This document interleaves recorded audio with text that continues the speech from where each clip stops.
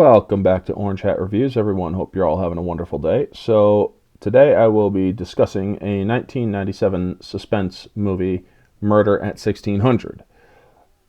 A homicide has been done at the White House, or rather a murder, and the detective, played by Wesley Snipes, while trying to solve it, gets caught up in a top-level cover-up. I mean, they do a lot in this movie to try to derail his investigation. So this movie has a good cast in itself. It has Diane Lane, Wesley Snipes, Daniel Benzali, who played Spikings, Dennis Miller. He did some good movies back in the 90s. Alan Alda, Ronnie Cox, Tate Donovan was another good one. Diane Baker. So, yeah, you see some pretty good people in this movie. Ronnie Cox from RoboCop, who played the bad guy, ends up playing the President of the United States. One of the things I absolutely love about this movie is you don't know the party of the president, whether he's Republican or Democrat. That's one of the things I love about this movie. And they even ask, or Wesley Snipes in this movie, are you a Republican or Democrat? And he openly just says, I think Washington's drowning in a sea of its own bullshit. And it is a beautifully written movie. It's well done. You got top quality. Now, Rotten Tomatoes says it's a 32. That, I believe, is bullshit, if you ask me.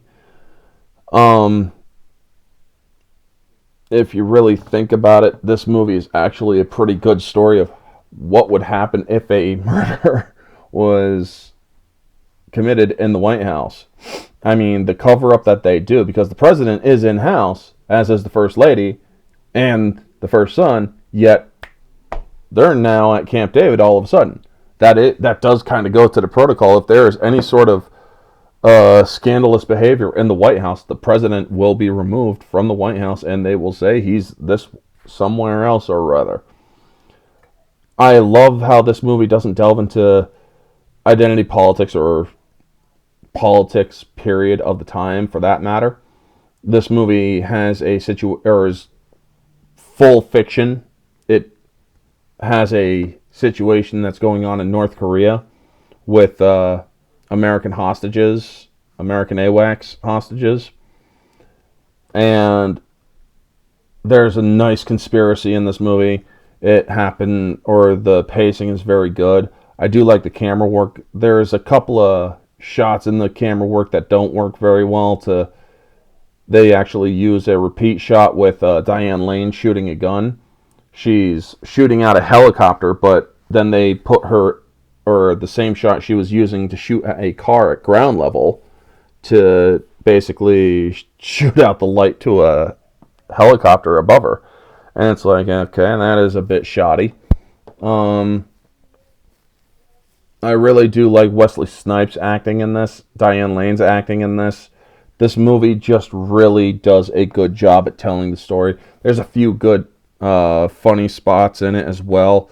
I mean, what's not to like about Dennis Leary and Wesley Snipes when they get into a comical mood, or if there's a comical bit that can be or that can be done, rather, not be dead, but done. I mean, it's like, hey, is this the area where the senator laid the wood to that stripper? I mean, that's a line in the movie, and it's just delivered so well by frickin' Dennis Miller. And another funny part on Wesley Snipes is when he's trying to figure out which gun it is, grabs a gun, slides over, action-wise, kind of just slides over to the doorway to shoot at a guy, ends up picking the wrong gun because that gun's empty, and he's like, shit! It's like, oh, wow. This movie is so good. I just bought it recently because it was on sale on Vudu, where this is, or where I'm showing you all from on the screen. Honestly, this is a movie that you could take your mind off of real world politics and just watch a nice suspense kind of mystery movie to find out what's going on, who killed this girl, why did they kill her, and how does it involve the first family. It really is a straightforward movie that doesn't do any sort of bullshit to take you away from the plot. It just keeps on ramping it up to get to the point of the film that keeps the pacing even, but also starts to ramp it up a bit more near the end to get to the climax. It's just that good. Objectively, yes, there are some cutting issues and whatnot. However, I do believe that this movie has a good premise to it. Objectively, I'll put it at about an 8 out of 10. Other than that, subjectively, it's a 9 out of 10. I really like it, except for a couple things here and there. One being the kind of weird cuts that they did with Diane Lane. It's like you could have just shown her shooting twice upward at the helicopter. So why just, they didn't need to do a repeat shot. But yeah, it's the 90s, so they did a lot of that back in the 90s and even earlier 2000s, really. But for the most part, this is a solid film. Absolutely love it. There's no left side or right side. It's just a movie that has politics in it, but it doesn't shove it in your face. It's a murder at the White House. How can a movie be done about a murder at the White House, you know? And I absolutely love how they did that. Anyway, folks, that's going to be the video. You all know the drill. Like, comment, subscribe, share, all that jazz. Check out my other review that I did earlier today, which was Bullet to the Head. And hope you all will check out the videos. I'm trying to get more reviews out for you all so I can do more mystery reviews and also just regular reviews.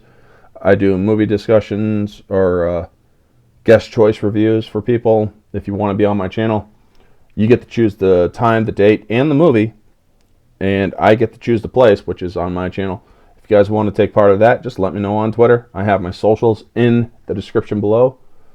Anyway, folks, y'all have a wonderful day. Like, comment, subscribe, share. I think I already said all that. This has been Orange Hat Reviews. Stay humble.